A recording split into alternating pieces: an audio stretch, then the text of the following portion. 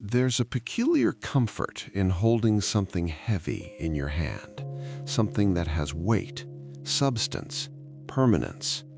And throughout human history, no substance has held our attention quite like gold. Not because of what it does, really, but because of what it means, what we've collectively decided it means. If you could gather every piece of gold ever mined in all of human history and bring it all together in one place, it would form a cube about 67 feet on each side. That's it. All the gold that has funded empires, adorned temples, filled the coffers of kings, sparked wars, driven men mad with desire across frozen tundras and scorching deserts, all of it would fit comfortably inside a modest office building.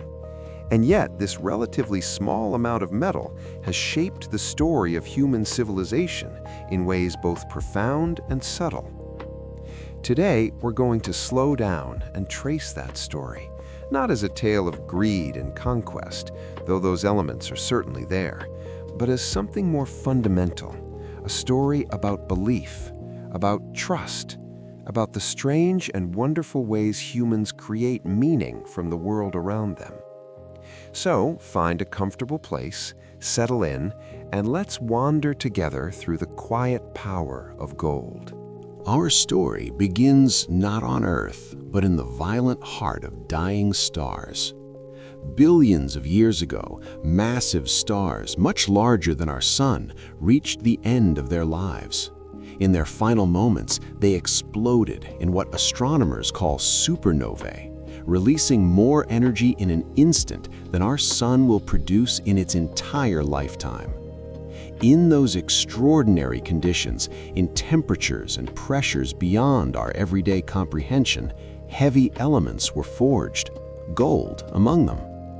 These elements scattered across the cosmos, drifting through the darkness of space for eons. Eventually, some of this stardust found its way into the swirling cloud of gas and dust that would become our solar system. As Earth coalesced from this primordial material, gold settled deep within its forming crust. And there it waited, locked in stone and sediment for billions of years. What makes gold remarkable at an atomic level is almost poetic in its simplicity.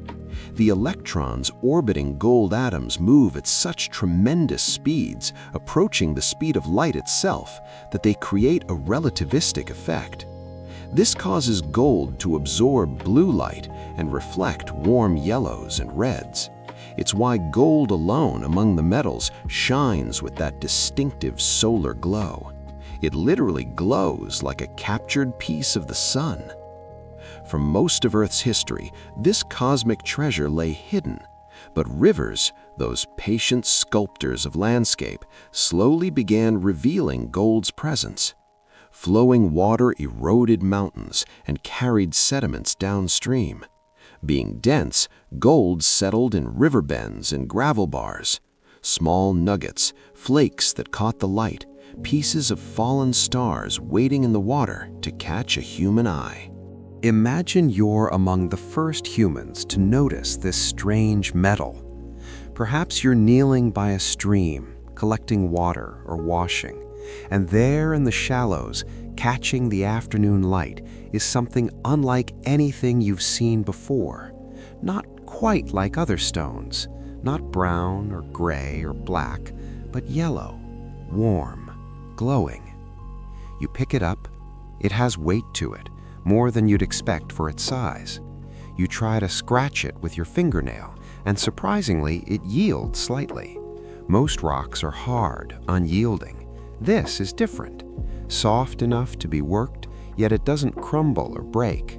You set it down and come back days later, weeks later. Other things have rusted, tarnished, decayed. Not this. It remains as bright and golden as the day you found it. This happened independently across the ancient world, in river valleys in China, along streams in the Andes, in the sands of Nubia, in the mountains of Anatolia. Different peoples, different times, same sense of wonder. Here was a substance that seemed incorruptible, eternal. Small wonder that humans began to associate it with the divine. The ancient Egyptians were perhaps the most thoroughly enchanted by gold. They called it the flesh of the gods, believing it to be the physical manifestation of divine power. Their word for gold, nub, is where we get the name Nubia, the land to their south where much of their gold originated. When Egyptian pharaohs died, they were entombed in gold, their bodies wrapped in golden amulets, their faces covered with golden masks. This wasn't just decoration. They believed gold's incorruptible nature would help ensure their eternal existence in the afterlife. The Incas, thousands of miles away and thousands of years later, had their own relationship with gold. They called it the sweat of the sun. Their temples were plated with it. Their priests wore it in elaborate masks and ceremonial dress. But intriguingly, the Incas didn't use gold as money. For them, it remained a sacred substance, a way to honor the sun god, Inti, not a means of trade. This distinction would prove fateful when two very different worldviews collided. In India, gold became woven into the fabric of spiritual and social life. Temples were adorned with it. Healers believed gold had medicinal properties.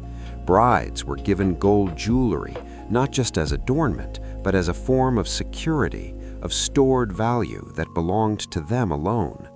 The Golden Temple of Amritsar, with its shimmering dome, stands today as a testament to how deeply gold became entwined with concepts of the sacred. Across the ancient world, this pattern repeated. Gold wasn't just pretty, it was special, eternal, divine. And slowly, quietly, humans began to make a psychological leap that would change everything. Let's step back for a moment and think about a simpler time, before gold, before money as we know it. Small communities of humans trading directly with each other. I have grain, you have cloth. We exchange. Simple enough, but as communities grew larger, this direct exchange became cumbersome. What if you have cloth, but I don't need cloth right now? What if what I need isn't available for months? Humans began settling on certain goods that most people valued and that could be stored. Cattle, for instance, were valuable in many ancient societies. They provided milk, meat, labor. They could walk themselves to market. In some languages, the word for money and the word for cattle are related. But cattle have obvious drawbacks. They eat constantly. They can die. They're not easily divisible. You can't cut a cow in half for a small transaction. Across various cultures, people experimented with different solutions: cowrie shells, salt, barley, cacao beans. Each had advantages and disadvantages, but gold and its cousin silver had a unique combination of properties. They were rare enough to be valuable, but not so rare as to be impractical. They were durable, lasting indefinitely without decay. They were divisible. You could melt them down and reform them into any size you needed. They were portable. A small amount of gold represented significant value. And they had that intangible quality, that beauty, that specialness that humans already associated with the divine. But here's where something profound happens in human consciousness. With cattle, the value is inherent. A cow can feed you, give you milk, pull a plow. With gold, the value is assigned. Gold doesn't feed you. In its natural state, it doesn't keep you warm or shelter you from rain. You can't make tools from it because it's too soft. Its value exists because and only because we collectively agree it has value. Think about that for a moment. This is a massive cognitive leap. We moved from valuing things for what they could do to valuing things for what they represented. Gold became a stand-in for value itself, a symbol, a token of belief. If I give you gold and you give me wheat, we're both operating on the faith that the gold I gave you can later be exchanged for something else you need. we're both believing in the same story. This might seem obvious now, living as we do in a world of abstract value, but at the time this was revolutionary. Money in this form is a social technology. It's a shared hallucination, if you will, but one that works precisely because everyone agrees to participate in it.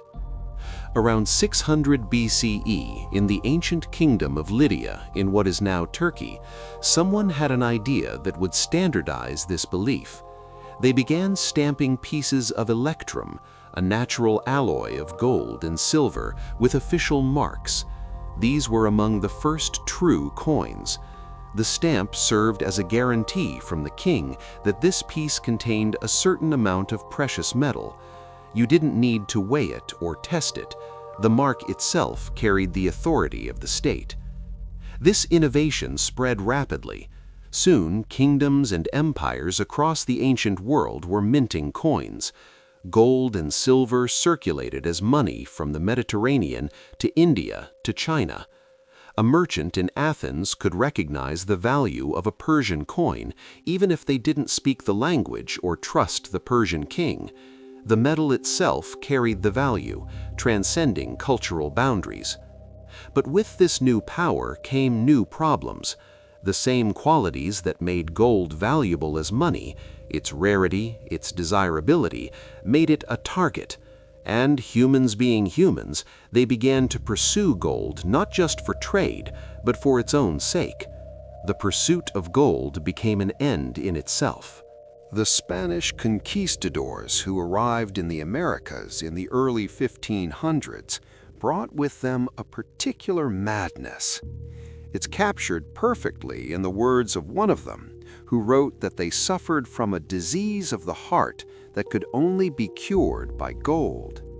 This wasn't poetic exaggeration, it was an accurate description of a kind of fever that had gripped European consciousness.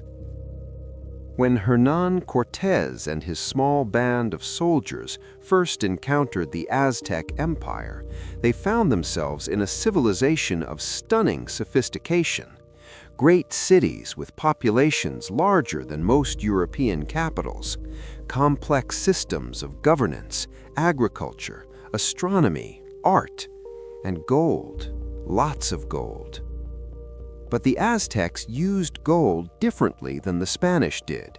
They valued it for its beauty, for its association with the sun, for its use in religious ceremonies. They fashioned it into intricate artwork, masks that depicted their gods, ornaments for their temples. The Spanish looked at these same objects and saw something else entirely. They saw wealth, portable, divisible, universally recognized wealth that could be melted down, shipped back to Spain, and used to fund armies, build cathedrals, expand the empire. To the Spanish, the artistic value was irrelevant. What mattered was the weight, the purity, the quantity. When Hernán Cortés and his men were presented with golden gifts from the Aztec emperor Moctezuma, gifts intended as diplomatic gestures, the Spanish response was not gratitude, but intensified desire. They wanted more. They needed to know where it came from, how much more there was. This fundamental misunderstanding, this collision between two entirely different concepts of what gold meant, would lead to one of history's great tragedies. The conquest that followed was brutal. Diseases to which the indigenous peoples had no immunity swept through populations. Spanish weapons and military tactics honed in European warfare overwhelmed Aztec defenses, and the gold flowed. Ships laden with treasure crossed the Atlantic. Sculptures and masks and jewelry, some pieces of such artistic merit that even the Spanish remarked on their beauty, were melted down into uniform bars. The Spanish literally transformed cultural heritage into currency. This pattern repeated as Spanish conquistadors pushed deeper into the Americas. They heard rumors of cities made entirely of gold, El Dorado, Cibola, mythical places that probably never existed, but that drove men to extraordinary lengths. Francisco Pizarro conquered the Inca Empire partly by capturing their emperor and demanding a ransom of gold that would fill a room. The Inca complied, bringing gold from across their empire. Pizarro took the gold and killed the emperor anyway. In the mountains of Peru, in a place called Potosí, the Spanish discovered a mountain so rich in silver that they said it could build a bridge of solid silver from Peru to Spain. They put the indigenous population to work mining it, a system of forced labor called the mita. Conditions in the mines were horrific. Men worked in darkness, in thin air at extreme altitude, breathing toxic fumes from the mercury used to extract the silver. It's estimated that millions died in those mines. The silver they extracted funded the Spanish Empire for centuries. Back in Europe, this influx of precious metals had consequences no one anticipated. With so much gold and silver suddenly in circulation, prices began to rise dramatically. This was one of the first large-scale experiences with inflation that Europe had seen. The value of gold and silver, previously stable for centuries, began to shift. More metal meant each unit was worth less. The very thing Spain had conquered empires to obtain was becoming less valuable because they had so much of it. Let's move forward a few centuries to a very different kind of gold story. In the early days of the Second World War, as Nazi Germany swept across Europe, a specialized unit followed closely behind the advancing armies. Their mission wasn't territorial conquest. They were hunting gold. Gold, by this point in history, had become something more than money. It had become the foundation of national power. Countries held gold reserves as a guarantee of their sovereignty, their ability to trade, to wage war if necessary, to survive as independent nations. Hitler understood this. His economy was built on sand, his military expansion financed by debt and plunder. He needed gold. When Germany occupied Austria in 1938, Nazi gold squads descended on the Austrian central bank and cleaned out the vaults. Czechoslovakia fell next, and with it, more gold. Poland fought back, but knowing defeat was inevitable, the Polish government made a desperate decision. They would save the gold. Over 200 tons of it began a harrowing journey, moving at night, always ahead of the German advance, through Romania, through Turkey, across the Mediterranean, ultimately finding safety in France. But France wouldn't remain safe for long. In the summer of 1940, as German armies crashed through French defenses, French central bankers put into motion a plan they had been secretly preparing for years. In locations across France, gold that had been carefully hidden in 51 separate caches was now mobilized. In the middle of the night, convoys moved the gold to ports along the coast. Not just French gold now, but Polish gold, Belgian gold, the monetary reserves of multiple nations that had fled to France for safekeeping. What followed was the largest transfer of wealth in human history up to that point. Warships, merchant vessels, even fishing boats were pressed into service. Over 80 million ounces of gold, more than all the treasure fleets of Spain combined, sailed westward toward Canada and the United States. German submarines prowled these waters, hunting for Allied shipping, and it's still unknown how many gold shipments may have been lost to torpedo attacks, but most of it made it through, stored in vaults in Montreal, Ottawa, and New York, beyond Hitler's reach. Meanwhile, Great Britain faced its own gold crisis.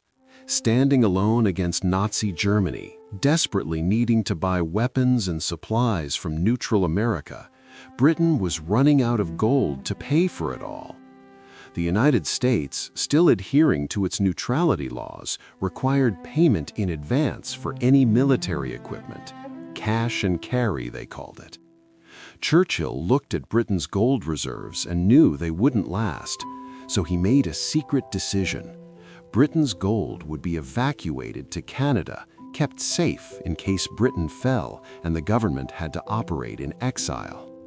In June 1940, a British cruiser called the Emerald was loaded with over 2,000 boxes of gold, representing nearly $10 billion in today's money.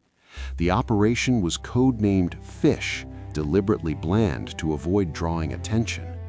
The Emerald sailed alone across the North Atlantic, through waters thick with German submarines, through storms that nearly capsized the ship. It arrived safely in Halifax, and the gold was moved by train to vaults in Ottawa and Montreal. This pattern would repeat many times during the war, always in secret, always at great risk.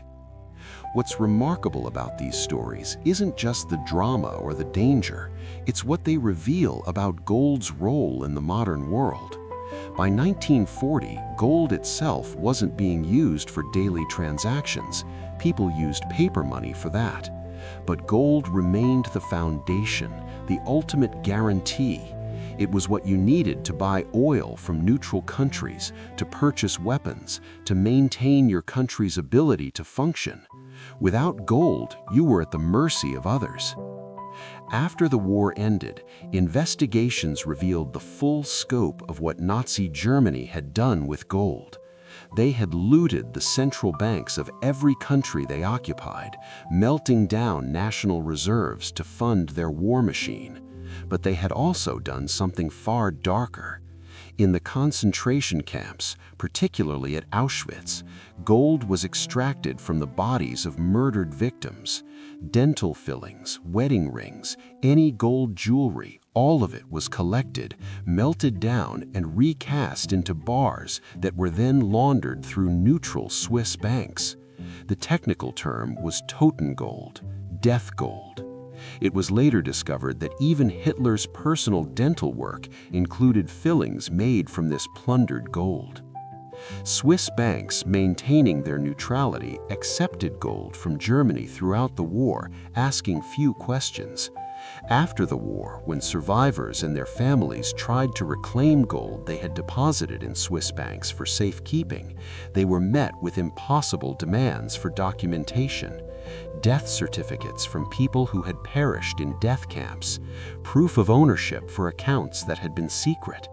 The scandal that eventually emerged tarnished Switzerland's reputation for generations.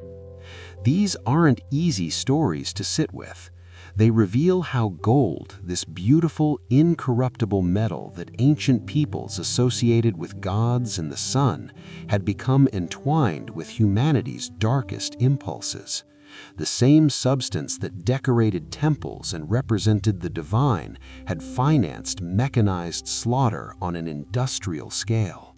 But while war raged, a different kind of revolution was quietly taking place in how humans thought about gold and money. Let's rewind a bit, back to the early 1900s in the United States. Picture a scene in New York City in 1907. Crowds gather outside banks, anxious, angry, demanding their money.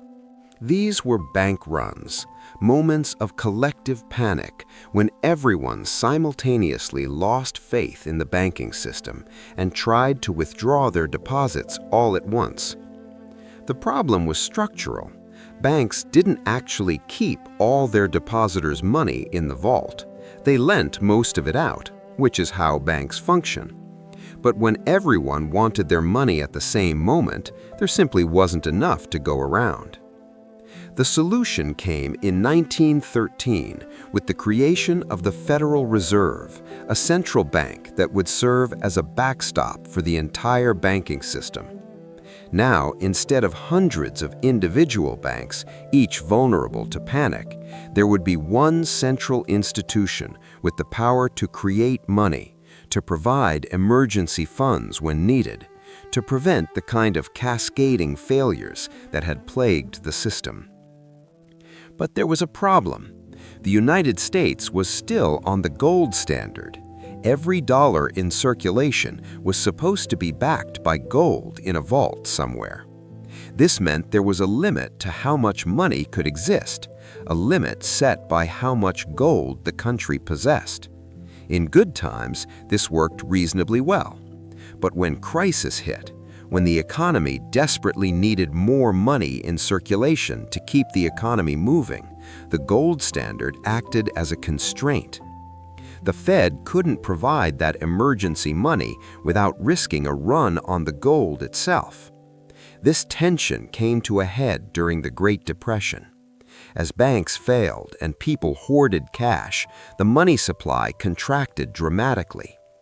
The Federal Reserve could have flooded the system with money, making it easier for people to borrow, to spend, to keep the economy moving, but they were constrained by gold.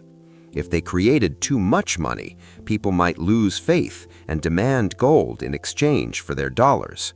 So instead of expanding the money supply, the Fed actually raised interest rates to defend their gold reserves. Most economic historians agree this made the Depression significantly worse. In 1933, President Franklin Roosevelt made a dramatic decision.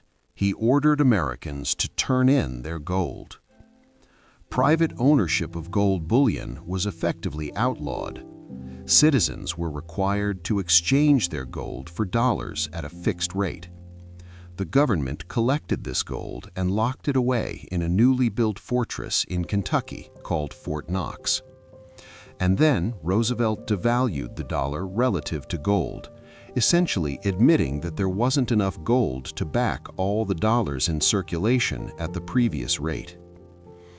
This was the beginning of the end for gold as everyday money.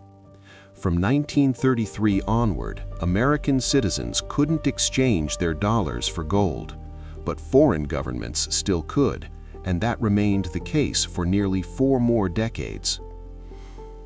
World War II reinforced America's position as the holder of the world's largest gold reserves. Countries fleeing German occupation had sent their gold to America. Britain had traded gold for weapons. By 1945, the United States held roughly 2/3 of the world's monetary gold. At a conference in Bretton Woods, New Hampshire, the Allied nations designed a new international monetary system with the dollar at its center. Other currencies would be pegged to the dollar, and the dollar would be backed by gold at $35 per ounce.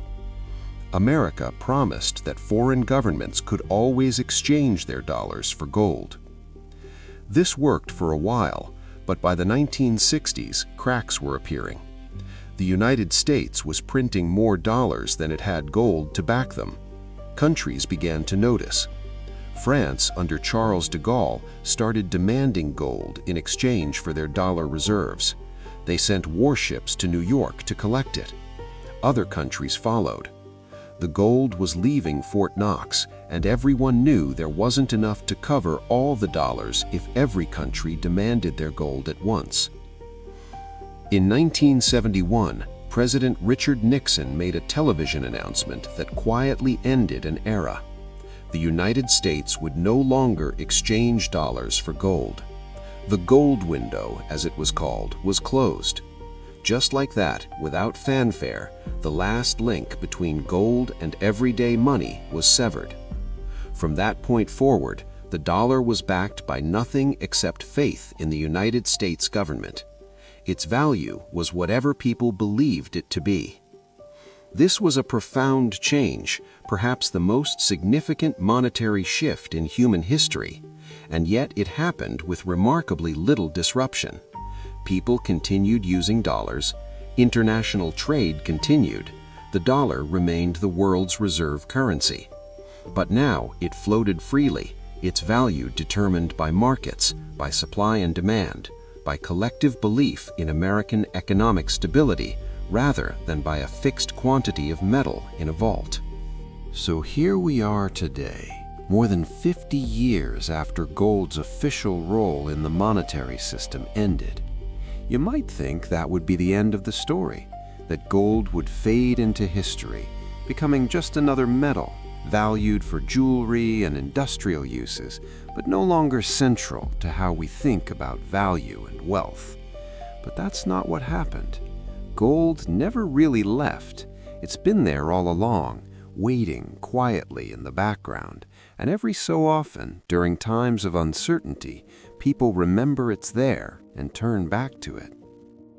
Central banks around the world still hold thousands of tons of gold in reserve. They don't need it for backing their currencies anymore. That system is gone, so why keep it? The answer seems to be psychological as much as practical. Gold represents a kind of ultimate insurance, a store of value that exists outside the system of fiat currencies, something tangible that will still have worth even if everything else falls apart. In recent years, countries like China and Russia have been buying gold in substantial quantities. They're not quiet about it either. It's a signal, a statement that they're hedging against dollar dominance, preparing for a world where the dollar might not be the universal reserve currency. Gold gives them options, leverage, independence. Individual investors do the same thing. When stock markets seem fragile, when inflation rises, when political uncertainty looms, gold prices tend to climb. Not because gold itself has changed or become more useful, but because people are seeking something that feels permanent, something outside the system of government promises and central bank policies. They're reaching back across the centuries to that ancient human intuition that gold is special, that it will endure. Interestingly, a new challenger has emerged in recent years that occupies a similar psychological space. Cryptocurrency, particularly Bitcoin, is often described as digital gold. It shares some of gold's key attributes. It's scarce, with a limited supply. It's not controlled by any government. It can be divided into smaller units. Its value is entirely based on collective belief, just like gold. Whether cryptocurrencies will truly function as gold's digital heir remains to be seen, but the fact that they're framed in those terms tells us something. Gold still serves as our mental reference point for what money should be, even in a completely digital age. As we come to the end of this journey, it's worth sitting with what we've learned. The story of gold is really a story about us, about how humans create meaning and value from the world around us. We started with atoms forged in dying stars, scattered across space, eventually settling into Earth's crust, raw material, nothing more. But when humans discovered this metal, we saw something special in it. Its color, its shine, its permanence. We decided it represented something beyond itself. First the divine, then wealth, then power, then national sovereignty. Through all these transformations, gold itself never changed. We changed. Our relationship with it changed. The same is true of money more broadly. From cows to gold to paper to digital numbers in a computer, the journey has been one of increasing abstraction. Each step requires more belief, more trust, more collective agreement that this thing, this token, this symbol represents real value that can be exchanged for the things we need to survive and thrive. When you use a credit card to buy coffee, you're participating in a staggeringly complex web of belief. You trust that the card represents money in your bank account. The bank trusts that they can move money from your account to the coffee shop's account. The coffee shop trusts that they can use that money to pay their employees and buy more coffee beans. None of this involves anything physical changing hands. It's all promises, all belief, all held together by institutions and systems we've created. And yet, gold persists, not as money in the everyday sense, but as something else. A talisman, perhaps. A connection to something more permanent than the ephemeral dance of fiat currencies and electronic transactions. When someone buys gold today, they're not just making a financial decision, they're expressing something deeper, a desire for something tangible, something that has been valued for thousands of years and will likely continue to be valued for thousands more. There's a comfort in that continuity. In a world of rapid change, where technologies and currencies and systems come and go, gold remains.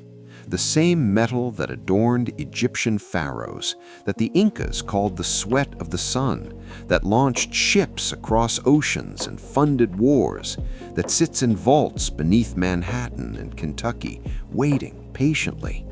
It doesn't corrode, it doesn't tarnish, it shines with that same golden glow, absorbing blue light and reflecting warmth, just as it has since the first human picked up a nugget from a stream bed and wondered at its beauty.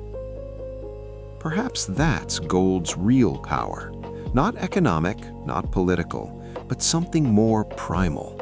It connects us to the past, to all the humans who came before us, and also paused to admire this strange, soft, shining metal.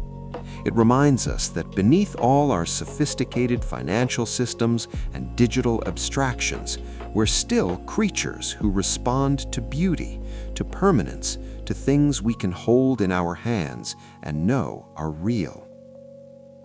The story of gold teaches us that value is a story we tell ourselves, a collective dream we agree to share. But it also teaches us that some things endure, that some stories are so deeply embedded in human consciousness that they persist across millennia, surviving empires and wars and revolutions, waiting to be rediscovered by each new generation that finds itself searching for something solid in an uncertain world. And so gold remains, patient and gleaming, a quiet testament to humanity's endless capacity to create meaning from matter, to transform the physical into the symbolic, to believe together in things that, through the very act of believing, become real.